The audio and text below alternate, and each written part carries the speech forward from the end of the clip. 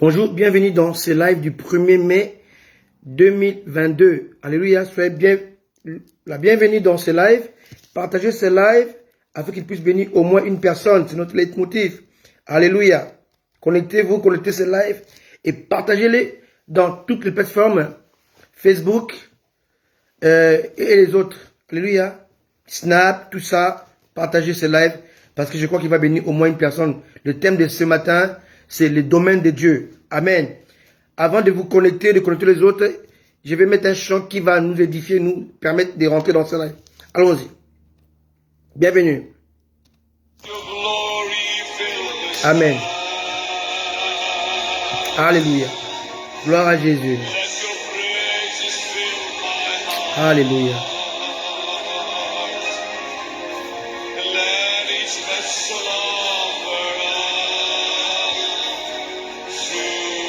Alléluia. Soyez édifiés, écoutez cette adoration, alléluia. Amen. Alléluia. Bienvenue à vous. On est ensemble.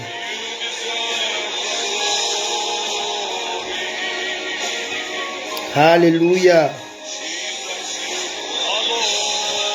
Oh, merci Seigneur. Alléluia. Merci Adonai. Bienvenue à vous. Bienvenue mon apôtre.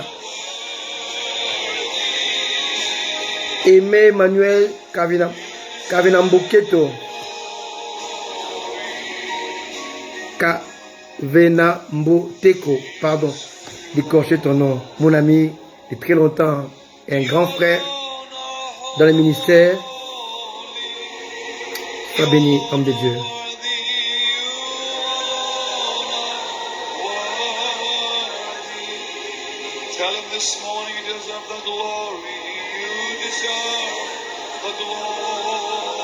Juste approche-toi de Dieu. Juste contemple-le. Juste adore-le. Alléluia. Merci Jésus. Alléluia. You alone, glory. Merci Jésus.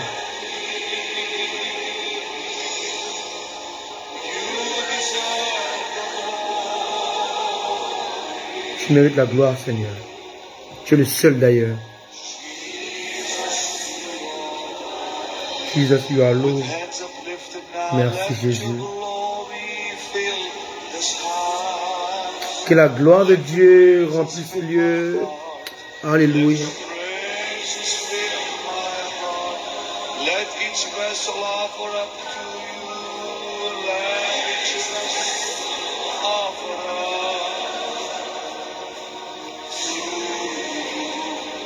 The sacrifice of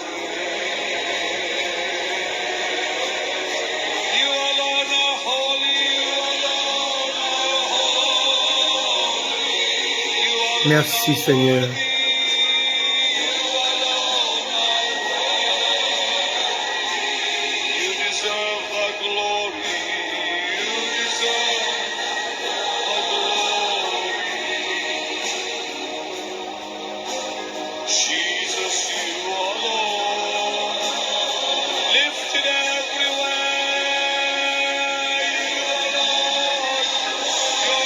Juste adorez-le. Juste adorez-le. Juste glorifiez-le. Juste exaltez-le. Merci Jésus. Merci Seigneur. Jesus, you are Lord. Merci Jésus. Merci pour ta grâce. Merci Jésus. Bénissons ce grand Dieu. Oh, la puissance, la gloire de ta présence. Alléluia.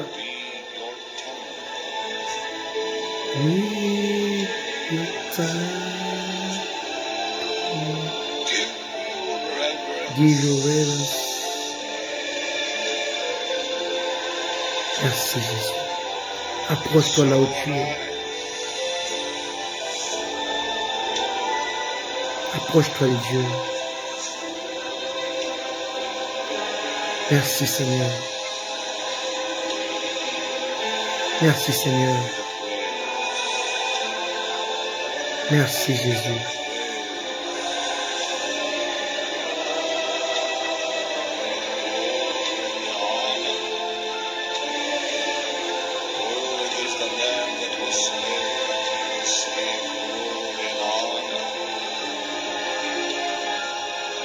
Merci.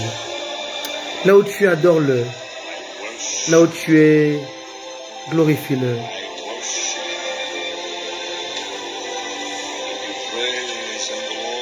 Merci Seigneur. Adore-le.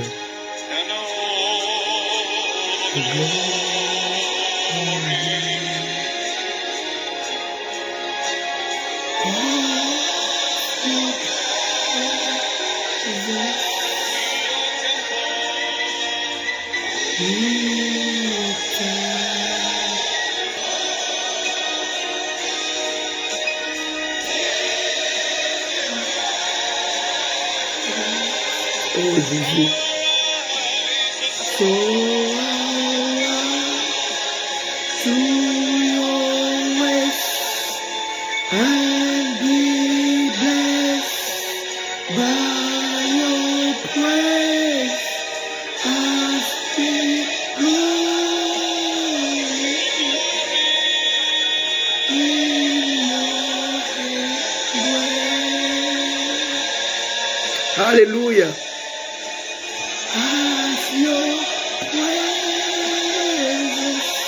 Alléluia. Maintenant remplisse ces lieux, Seigneur. Oh Dieu, oh Seigneur.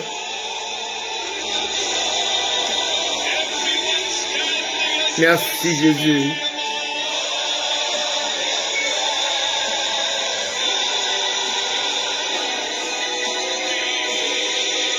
Approche de lui, adore-le. Adore-le. Connecte-toi à lui. En dehors de Jésus, tous les restes n'ont pas d'utilité, n'est pas important. Il n'y a que lui. Il n'y a que lui. Merci Jésus. Merci Seigneur. Merci Seigneur. Alléluia. Merci Seigneur. Merci Jésus. Merci Jésus. Alléluia. Gloire à Dieu. Amen. Bienvenue dans ce live. Amen. Gloire à Dieu. Bienvenue dans ce live. Aujourd'hui, nous allons parler de ce que j'ai intitulé comme thème le domaine des dieux. Amen. Le domaine des dieux. On va voir comment nous sommes dans le domaine de Dieu. Et lorsque nous sommes dans le domaine de Dieu, on n'a rien à craindre. Amen. Alléluia. Gloire à Dieu. Je te salue toi, ma grande sœur, ma maman Pascaline depuis les États-Unis. Sois bénie. Sois bénie. Je suis content de te voir. Sois bénie, ma fille Gerline d'Oxy depuis Paris. Sois bénie, mon ami Solange Elia depuis la France, depuis Paris. Sois béni aussi l'apôtre Emmanuel. Sois béni aussi toi, mon papa, le docteur Anthony Mobejo. Sois béni. Que Dieu nous fortifie encore ce matin, aujourd'hui, comme thème, comme je l'ai dit, le domaine de Dieu. Amen. Nous ne serons pas longs, on va prêcher pendant moins d'1 heure, mais ça sera très bénissant et ça va vraiment nous bénir. Alléluia. En ce jour qui est la fête du travail en France. Amen. Soyez bénis et bienvenue dans ce live. Alléluia. Le domaine de Dieu. Alléluia. Merci Jésus. Merci Jésus. Amen. Gloire à Dieu. Alors, aujourd'hui, je parlerai d'un domaine de Dieu qui est la victoire. La victoire est un domaine de Dieu. Amen. On va essayer de voir ensemble quelques définitions au sujet du domaine. Qu'est-ce qu'un domaine? Amen. C'est très important de commencer par les définitions. Comme ça, on va je Qu'est-ce qu'un domaine? Qu'est-ce qu'un domaine? Alléluia. Alors, je J'essaie de voir un peu en droit. Un domaine veut dire un ensemble de biens corporels. Alléluia. Un ensemble de biens corporels mobilier et immobilier appartenant à l'État. Je répète, dans le droit, un domaine veut dire un ensemble corporel, mobilier et immobilier appartenant à l'État. En mathématiques, un domaine veut dire une partie d'une adresse qui identifie par pays, par activité ou par organisation un des niveaux de la hiérarchie d'Internet. Ça, c'est en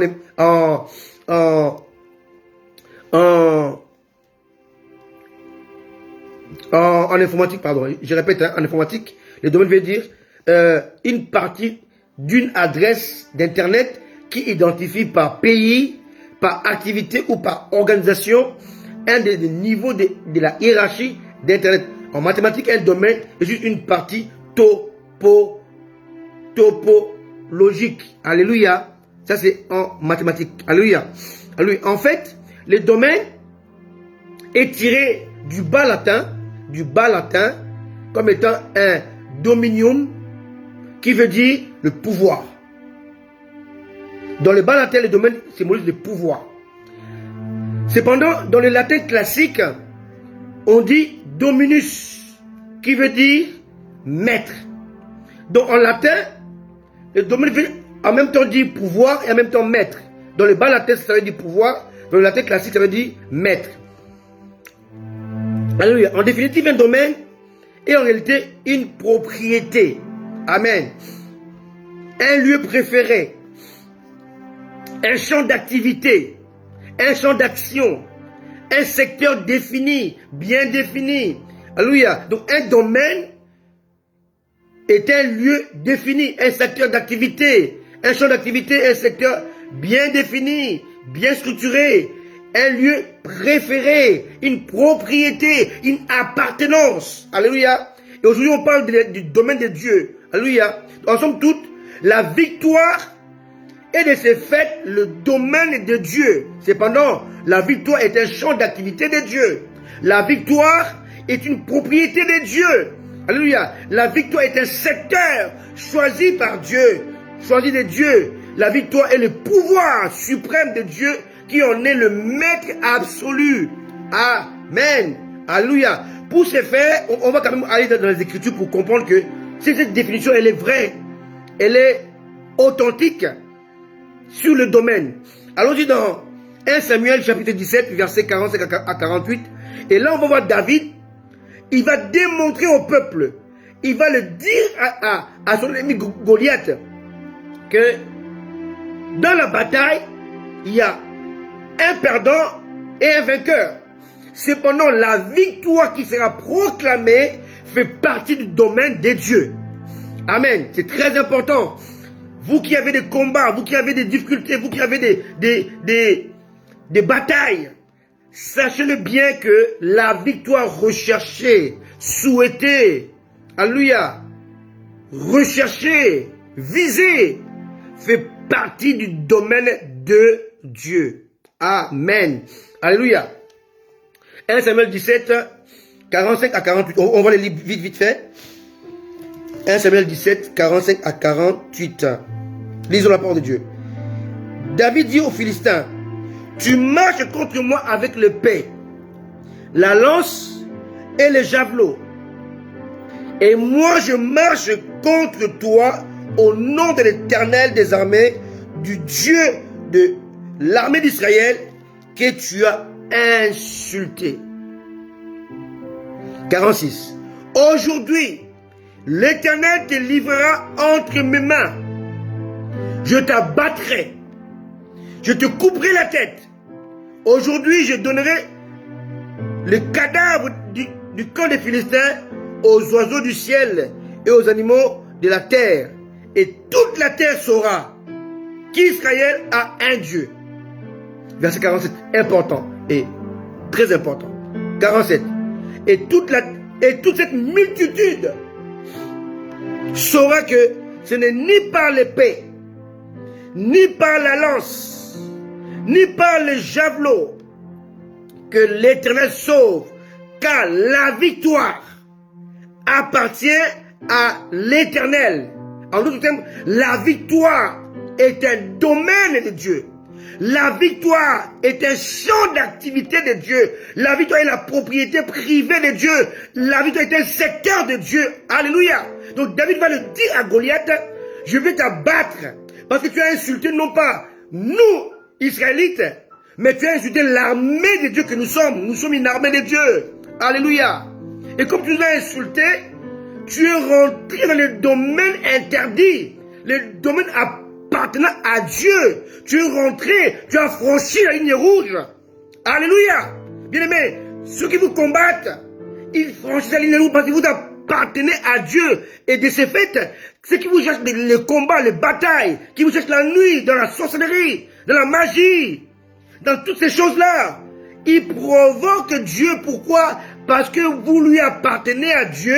Et de ce fait, lorsqu'il vous cherche les combats, la bataille, il rentre dans le domaine interdit de Dieu, qu'on ne peut pas violer, dans un domaine inviolable de Dieu. Alléluia. David le dit si bien, il dit, car la victoire appartient à l'Éternel et il vous livre entre nos mains. Amen. Donc ce matin, je vais parler du domaine de Dieu. Numéro 1, la victoire. Numéro 2, la paix. Numéro 3, le bonheur. Numéro 4, la prospérité. Alléluia. Numéro 5, la puissance. Et Dieu a tellement de domaines dans lesquels il nous a introduits que lorsque l'ennemi vient pour nous attaquer, il est en violation du domaine de Dieu. C'est comme si Satan veut agir dans les lieux privés. Il veut violer un territoire. Il veut violer une appartenance à Dieu. Alléluia. Il veut violer le domaine interdit de Dieu. Quelqu'un me comprend? C'est très important. Alléluia. Amen. En réalité, l'homme ne doit pas s'appuyer sur les instruments qui sont bien entendus en sa possession pour parvenir à la victoire face à l'adversité. Non, car cette dernière fait partie intégrante du domaine de Dieu. On ne recherche pas la victoire, mais on combat dans la victoire. Alléluia. On va le voir aujourd'hui. Comment Jésus a établi les choses. Comment Dieu a établi les choses et comment il nous a établis dans son domaine. Et comment c'est très important de comprendre ce secret. Pour ne pas faire des efforts inutiles, de jeûner pour rien. C'est très important. Nous devons seulement avoir la foi en Dieu.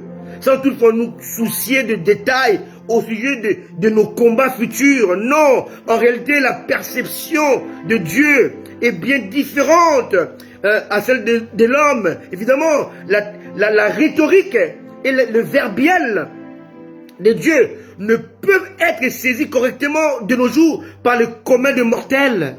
Parce que l'homme ne comprend pas les domaines de Dieu. Ici, David le dit très bien. Il dit, toi tu marches contre moi avec l'épée, un instrument pour tuer, avec la lance, un instrument pour tuer, avec les javelots, un autre instrument pour tuer. Mais moi je marche contre toi, au nom de l'Éternel. Et on voit d'un côté Goliath a les instruments physiques, visibles, perceptibles, mais David a un instrument invisible. Pourquoi? Parce que David a compris le principe de Dieu, le principe du domaine de Dieu. Il sait que Goliath va rentrer dans le champ de Dieu, dans une zone d'activité de Dieu, dans la propriété de Dieu. Il est en violation. Quelqu'un me comprend? C'est très important. Voilà, même au verset 26, 1 Samuel 17, verset 26, dit ceci. David dit aux hommes qui se trouvaient près de lui, que fera-t-on à celui qui tuera ces Philistins et qui ôtera l'opprobre de dessus d'Israël? Qui est donc ces Philistins?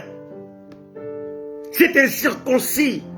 Donc quelqu'un qui n'a pas d'alliance avec Dieu, un incirconcis, un païen, pour insulter l'armée de Dieu vivant. Alléluia. Alléluia.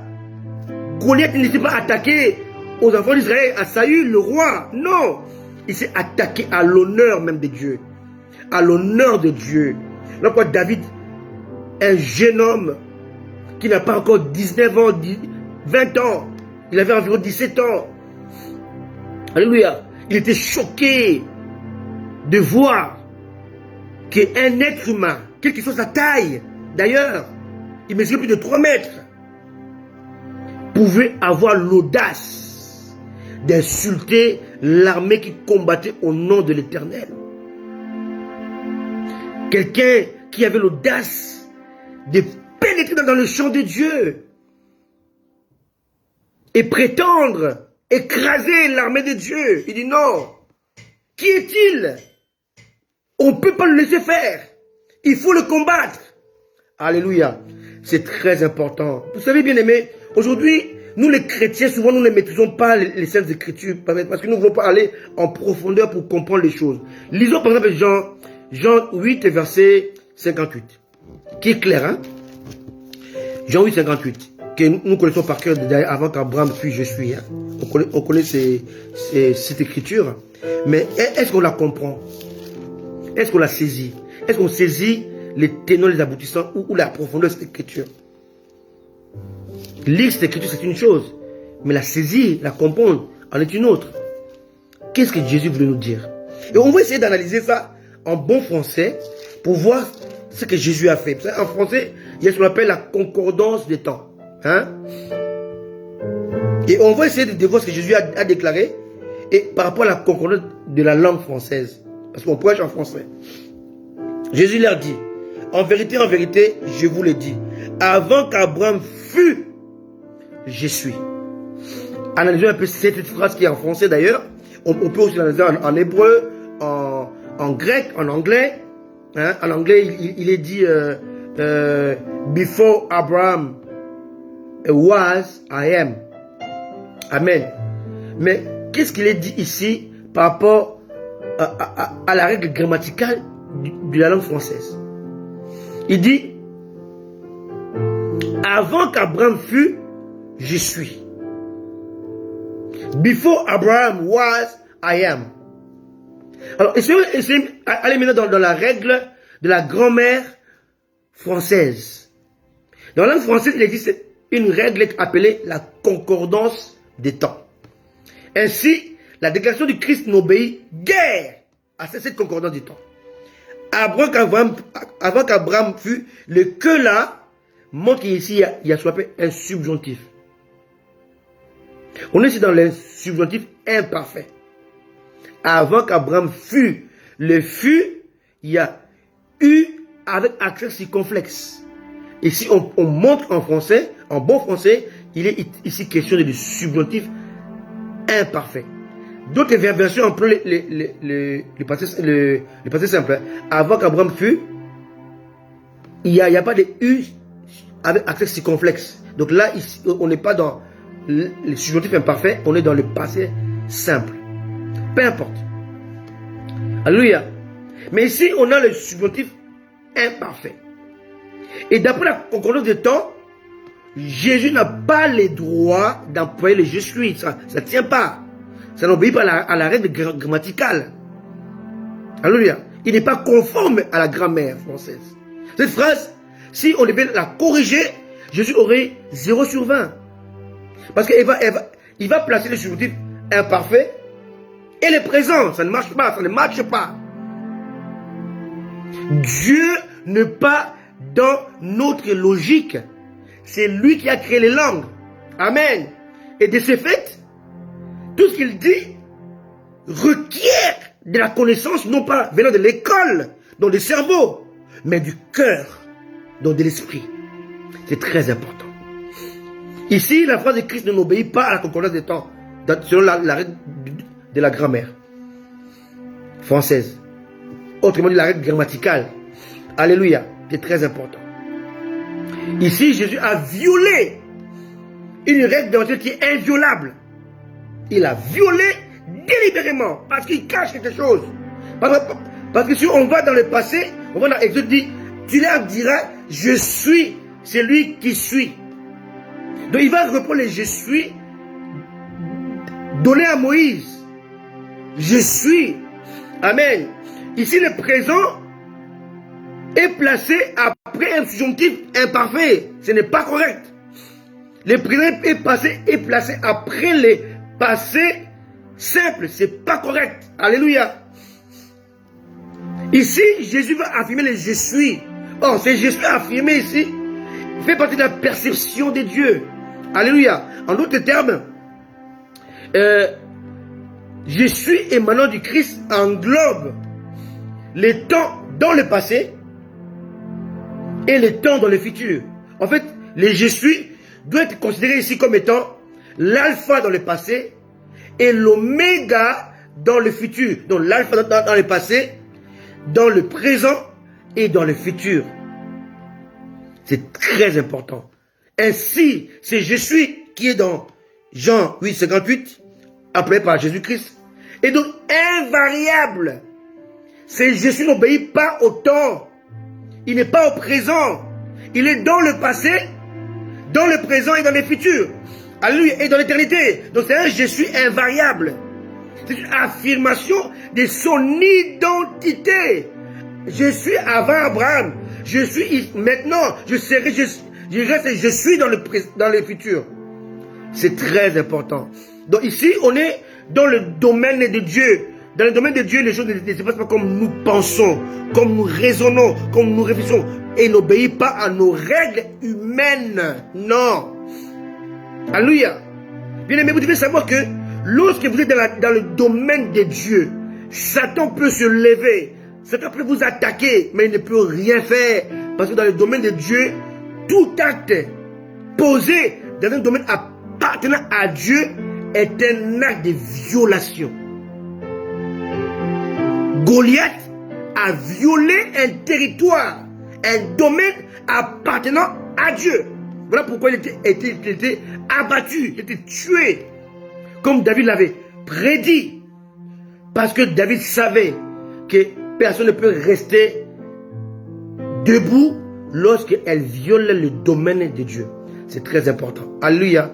Allons-y maintenant dans un verset, toujours dans Jean, où on était dans Jean 8, maintenant, allons dans Jean 16, et on va analyser cette écriture.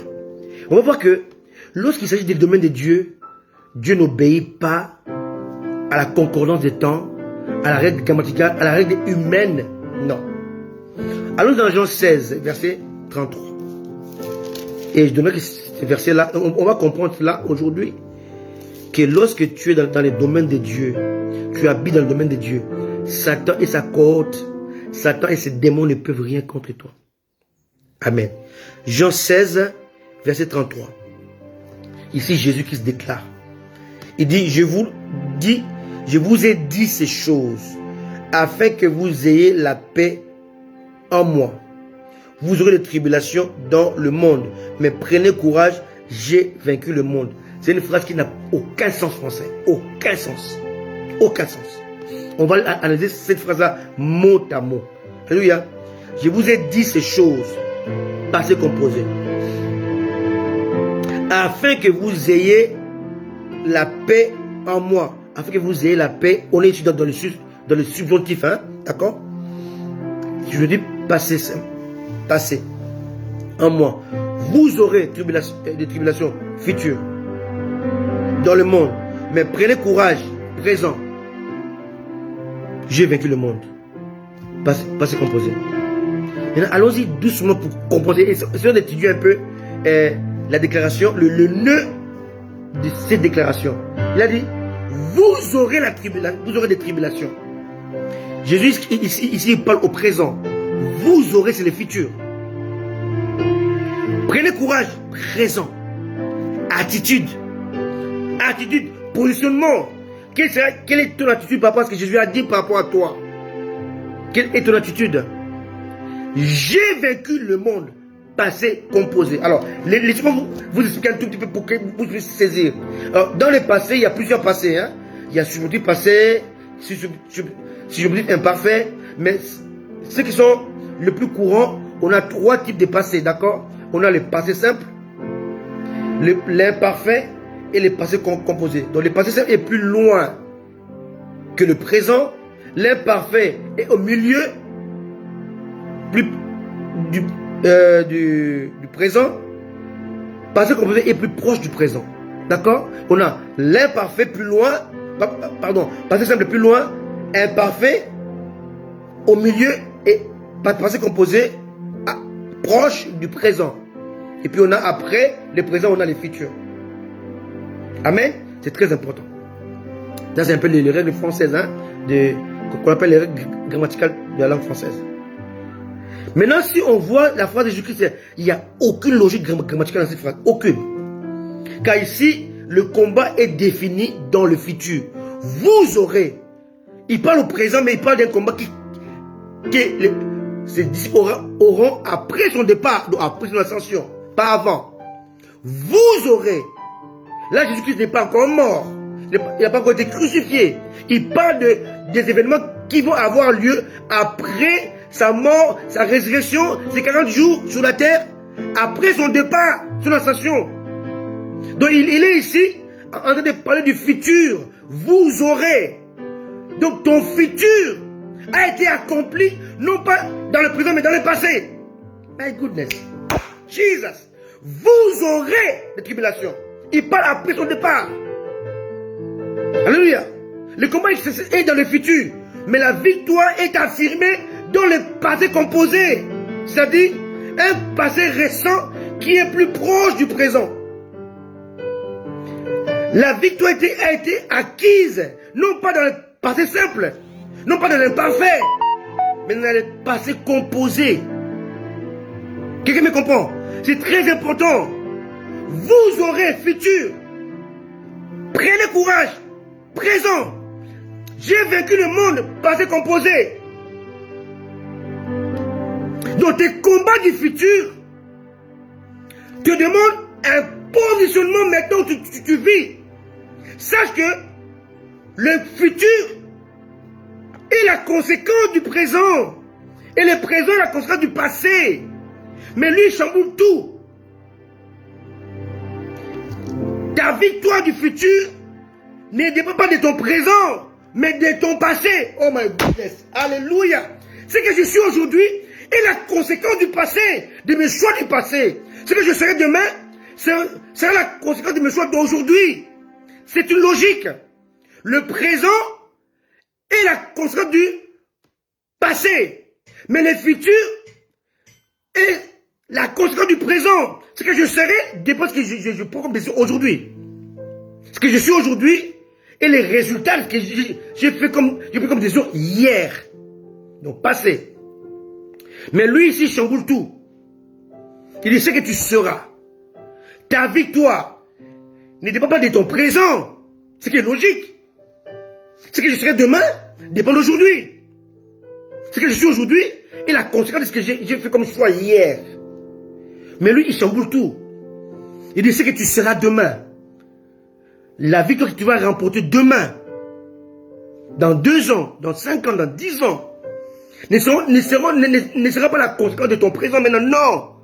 Il dit que, en fait, hein, pour te dire que ta victoire que tu auras demain ne dépend pas de toi. My goodness. Alléluia.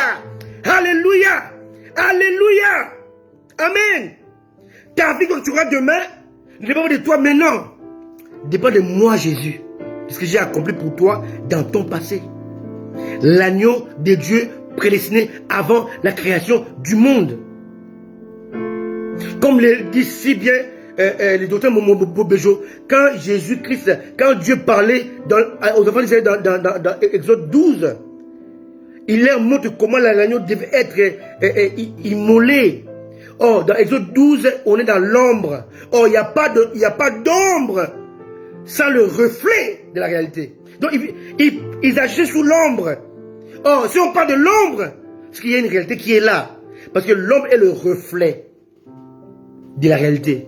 Or, la réalité est déjà accomplie avant la Genèse, avant la création du monde. L'agneau a déjà été immolé avant que l'homme ne soit créé. Dans Exode 12, il était question de l'homme. Voilà pourquoi Jean-Baptiste, quand il a vu Jésus, il a vu la réalité. Il dit, voici l'agneau de Dieu.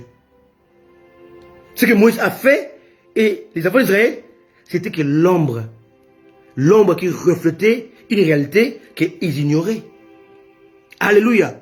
Donc le fait de mourir de Jésus-Christ, c'était tellement l'accomplissement de la réalité accomplie dans le passé. Donc ici, il faut ôter toute logique grammaticale de nos pensées pour vous comprendre tout ce que Dieu fait pour nous. Il dit, vous aurez futur. Prenez courage, présent. J'ai vécu le monde, passé composé, pas imparfait, pas passé simple, passé composé, qui est plus proche du présent. Donc dans ton présent, tu dois avoir une attitude. Prendre courage, c'est renforcer, avoir la vision, avoir la perception de Dieu, parce que ta victoire du futur a déjà été réalisée dans ton passé simple, passé composé. Donc cela veut dire que, comme ça a été réalisé dans le passé composé, ça ne dépend pas de toi. Alléluia. Amen. My goodness. Est-ce que quelqu'un comprend ces choses? Amen. Vous aurez. Prenez courage, j'ai vaincu le monde. Donc il a vaincu le monde avant que toi tu puisses avoir des tribulations. Alléluia. Il a vaincu avant que toi tu sois.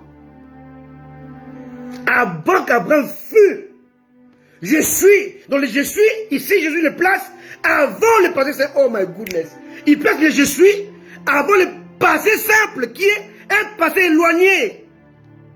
Le je suis va se placer avant le qui fut subjonctif imparfait. Passé simple. Je fus, nous fûmes, vous fûtes, un passé qui est très loin dans le passé, qui est plus loin que l'imparfait et qui est plus loin que le passé composé. Alléluia. Est-ce que nous comprenons ces choses-là? C'est très important. Le domaine de Dieu est un domaine d'activité de Dieu. Est un domaine, alléluia, est un domaine de champ d'action, de la propriété de Dieu, du secteur contrôlé par Dieu. Il te montre que ton combat sera contrôlé par moi car il fait partie de mon secteur, de mon champ d'action, mon champ d'activité. Alléluia. N'aie pas peur de tribulations.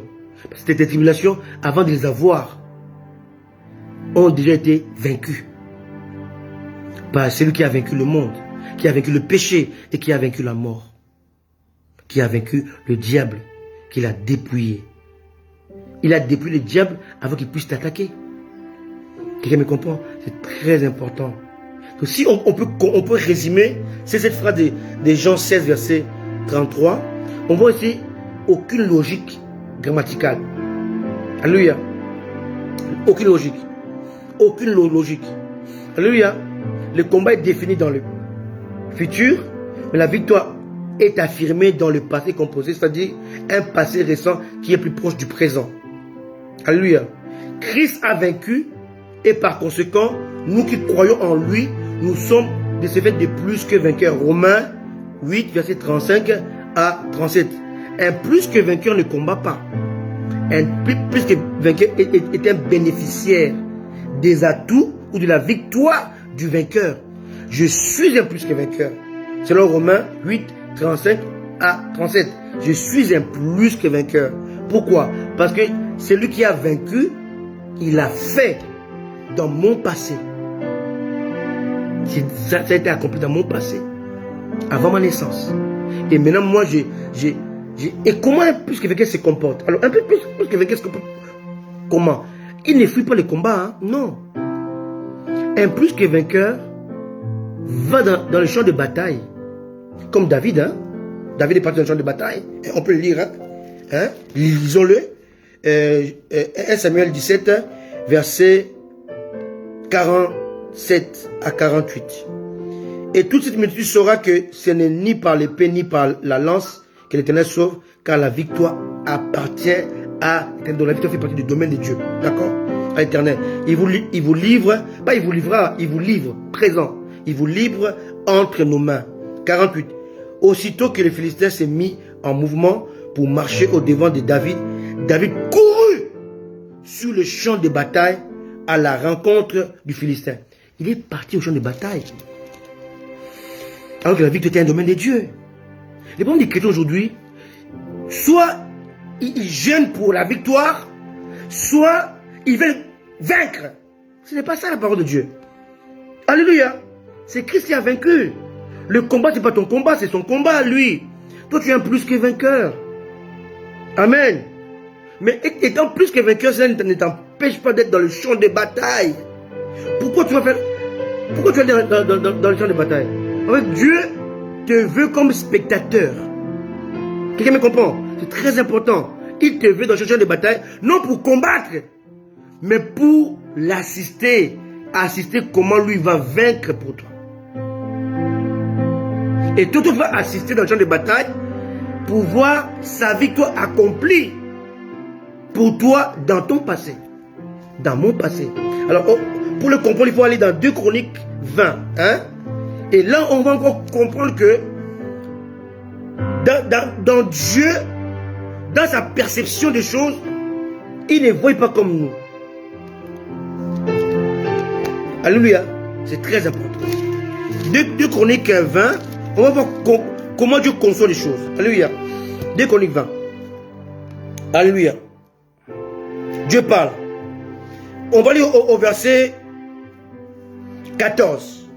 Alors l'Esprit de l'Éternel saisit au milieu de l'assemblée Jacaziel, fils de Zacharie, fils de Benaja, fils de Jaël, fils de Matthias, les Lévites, entre les fils d'Azaph.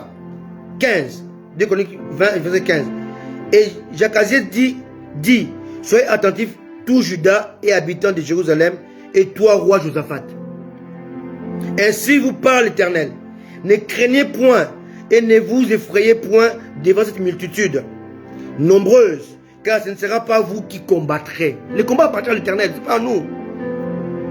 Ça sera Dieu. Amen. Ça sera Dieu. 16. Mais regardez moi comment on doit se comporter. Pourquoi Jésus a dit, vous aurez, mais prenez courage. Donc il faut se positionner. Et ça se répète ici. Alléluia. Ça c'est l'ombre que Jésus qui a dit dans Jean 16, 33. Mais il dit, demain, descendez. Donc ne restez pas comme des défaitistes ou comme des vainqueurs. Demain, descendez contre eux. Ils vont monter par la colline de Tis. Et vous le trouverez à l'extrémité de la vallée, en face du désert de Jéruel. Vous n'aurez point à combattre. Vous n'aurez point à combattre en cette affaire. Cette affaire appartient à Dieu. Ça fait partie de son domaine, de son secteur d'activité. Amen. Vous n'aurez point à combattre dans cette affaire. Présentez-vous. Tenez-vous là. Et vous verrez la délivrance que l'Éternel vous accordera.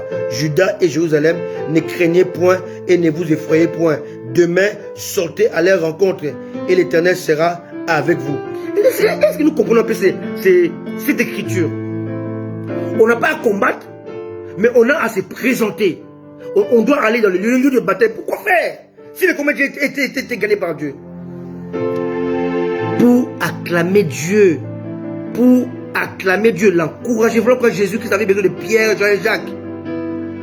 Il dit, priez avec moi. Mais il ne pouvait rien faire, il dormait. Mais il avait besoin de leur présence pour accomplir ces versets. Venez m'assister, venez m'acclamer, venez me voir comment je vais vaincre pour vous. Comment j'ai vaincu pour vous. Il dit, prenez courage. Donc, changez les perceptions des choses, des visions des choses.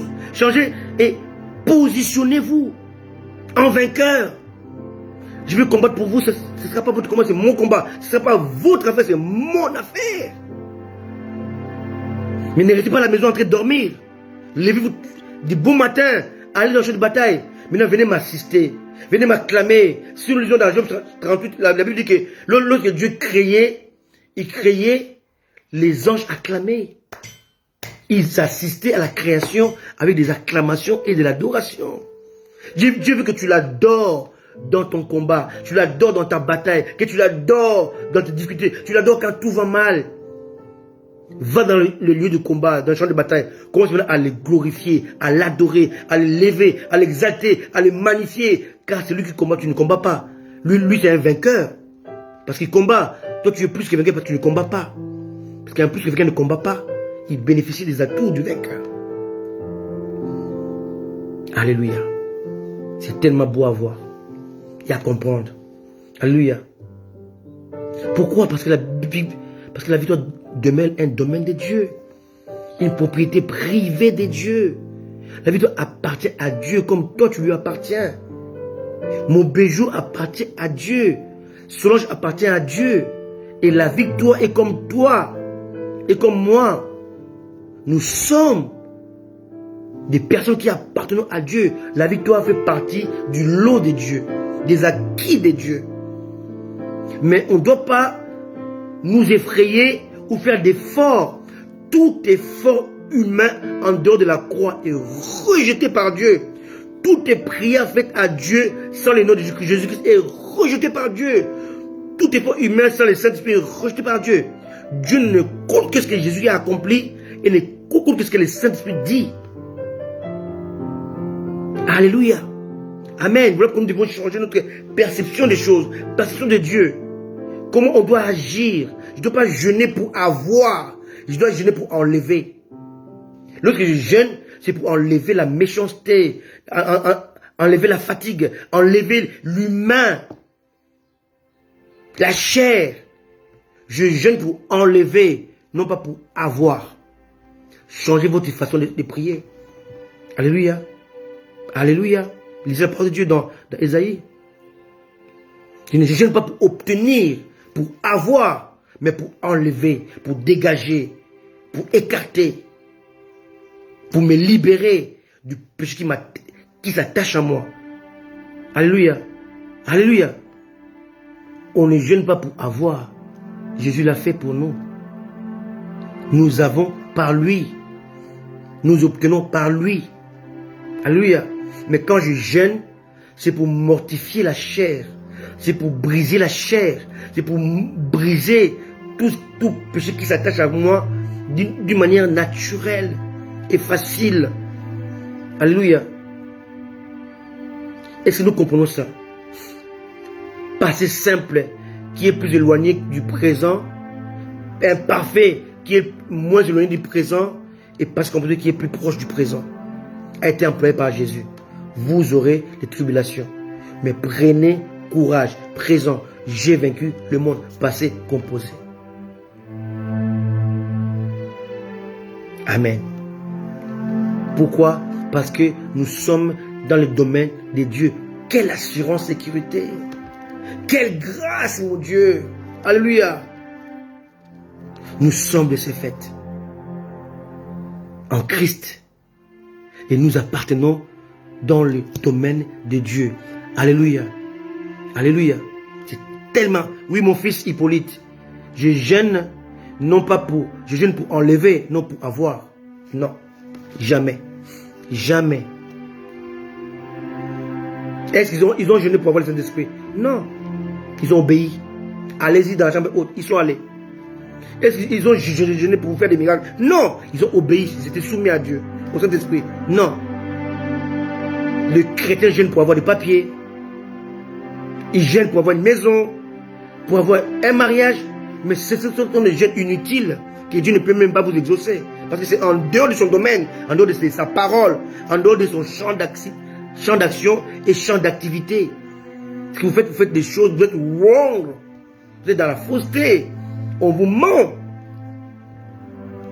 Car tout effort que Dieu approuve, c'est l'effort de Christ à la croix. C'est tout. Toute puissance que Dieu approuve, c'est la puissance du Saint-Esprit. Alléluia. En dehors de ça, tu ne peux rien faire, rien accomplir. D'ailleurs, tu es dans le ministère déjà accompli, l'œuvre accomplie et l'œuvre achevée. Tu n'as rien à faire. Tout ce dont tu dois faire, c'est obéir, te soumettre et suivre. Tu ne peux rien faire, car Jésus a tout fait. Son travail a été complet et parfait. Tu ne peux rien faire. Tu es dans le domaine de Dieu dans lequel tu évolues. Et dans ce domaine-là, La victoire a déjà été accomplie, a déjà été réalisée. Tu n'as rien à faire. Tout ce que tu fais, c'est écouter Dieu, marcher avec Dieu, obéir à Dieu, se soumettre à Dieu. C'est tout. C'est tout. C'est tout. C'est tout. Il n'y a pas à jeûner pour avoir. Tu as à cause de Jésus. Il n'y a pas à jeûner pour avoir la puissance. La puissance, c'est le Saint-Esprit, c'est pas toi. Amen. Quand tu jeûnes pour avoir la puissance, tu chasses l'esprit. C'est lui la puissance. Amen. On n'a pas à faire ça. Tout effort religieux ne sert à rien, c'est inutile. Amen. Alléluia. Voilà ce que je voulais vous dire. Je voulais nous dire aujourd'hui, pour vous fortifier les domaines de Dieu, la propriété privée de Dieu, le champ d'activité de Dieu, le secteur de Dieu, dans lequel tu es placé, dans lequel tu es, dans lequel tu vis. Et Dieu te dit, ton futur, ton combat du futur a été accompli dans le passé composé, non pas dans le présent. Et pourtant, dans la vie de tous les jours, ce que je serai, je décide aujourd'hui. Donc c'est le présent qui définit mon futur. Et mon présent est le résultat de mon passé. Mais pour Jésus, c'est pas ça. C'est pas ça. Il n'est pas dans la logique des hommes. Mon futur, mes combats du futur dépendent de mon passé, pas de mon présent. Dans mon présent, je dois seulement adopter une attitude, un comportement. Je dois me soumettre. D'ailleurs, il est dit dans Jacques, soumettez-vous à Dieu. Résistez au diable. Il fuira loin de vous. Vous encore là, encore, nous avons encore du temps. Soumettez-vous à Dieu, présent. Résistez au diable, présent. Il fuira, futur. Donc le diable dans le combat, il fuira loin de toi, non pas parce que tu as jeûné, mais parce que tu t'es soumis à Dieu. Donc il n'y a aucune gloire pour toi. Aucune. Alléluia. Satan te fuit, non pas parce que tu avais jeûné, non pas parce que tu es puissant, parce que tu es soumis à Dieu. Simplement. Parce que le combat pour le faire fuir, ce n'est pas toi. Et ce combat-là, ce n'est pas toi qui va l'accomplir. Ça a été déjà accompli dans le passé. À la croix. Tu n'as rien à faire. Tout ce que tu fais face au diable, au lieu de le combattre, de jeûner pour combattre Satan, non. Soumets-toi. Sois obéissant. Alléluia. C'est tout ce qu'il te faut. Le reste, c'est Dieu qui s'en occupe. Quelqu'un me comprend? Simple. Simple. Tout ce qui est effort humain est rejeté par Dieu. Pourquoi? Parce que tout effort humain annule l'œuvre de la croix. Vous devez comprendre cela. Voilà pourquoi les Américains sont forts. D'ailleurs, les docteurs Obéjoué, là, je peux le témoigner. Les Américains ne gênent quasiment jamais. Mais regarde ce qu'ils font. Ils influencent même le monde arabe. Les bénis, ils vont aller prêcher dans l'Arabie Saoudite. Mais toi qui jeûnes tous les jours, va le faire. Va le faire. Ils vont te tuer. Mais les bénis, malgré qu'ils soient d'origine juive, qu'ils soient chrétiens, il va en Arabie Saoudite, il va prêcher la parole de Dieu. Et sans jeûner. Mais vous jeûnez tous les jours. Mais si vous allez là-bas, ils vont vous tuer, ils vont vous couper la tête. Pourquoi? Parce que ces gens, ils sont plus que nous. Non, pas du tout. Ils ont compris leur part. Leur part, c'est de prendre courage. C'est tout. Prends courage. Adopte une attitude d'un enfant victorieux. Adopte une attitude. Présente-toi seulement. 2 Chroniques chapitre 20. Tu n'as rien à faire. Tu dois te présenter. Le combat appartient à Dieu. Et n'oubliez pas pour finir,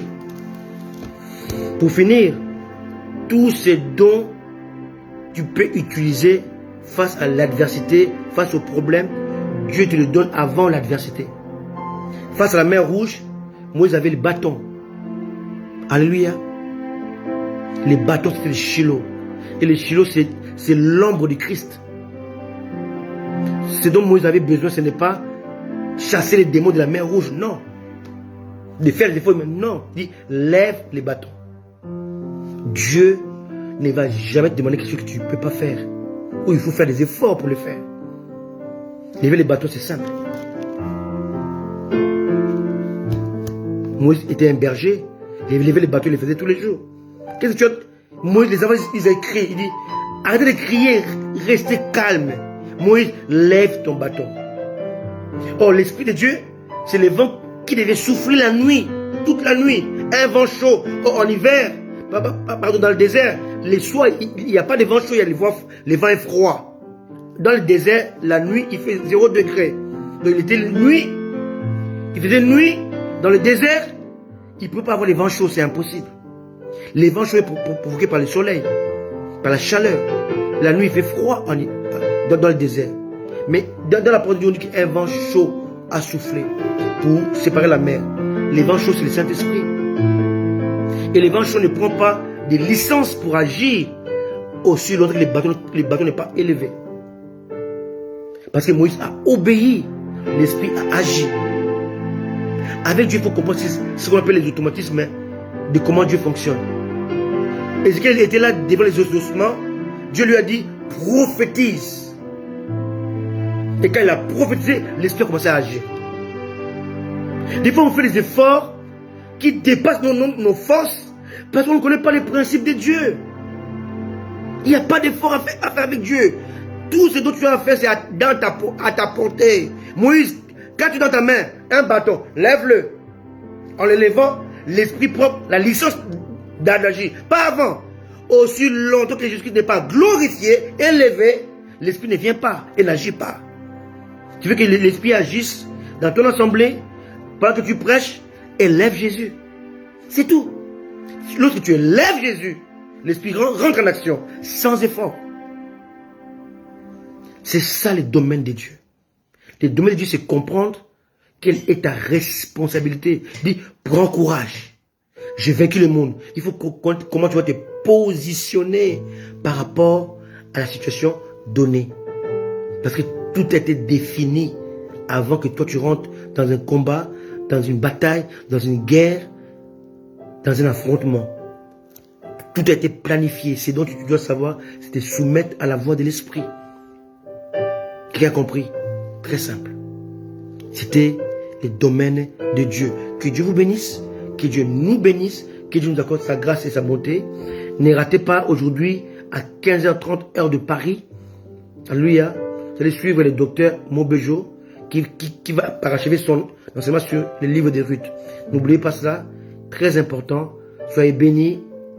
Alléluia. Soyez comblés. Je vous avais dit qu'il sera moins d'une heure. On a fait moins d'une heure, on a déjà fini. Retenez bien cela. Vous aurez futur. Prenez courage, présent. J'ai vaincu le monde. Passé composé. Ta victoire se trouve dans le passé composé. Quelle victoire? Du futur.